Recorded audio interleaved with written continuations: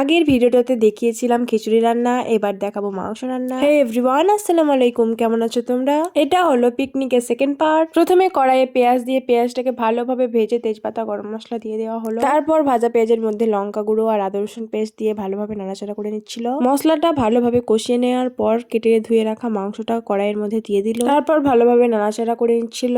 একদিকে খিচুড়ি রান্না হচ্ছিল আর একদিকে মাংস কষা চলছিল। মাঝে মধ্যে খিচুড়িটাও নাড়াচাড়া করে নিচ্ছিল।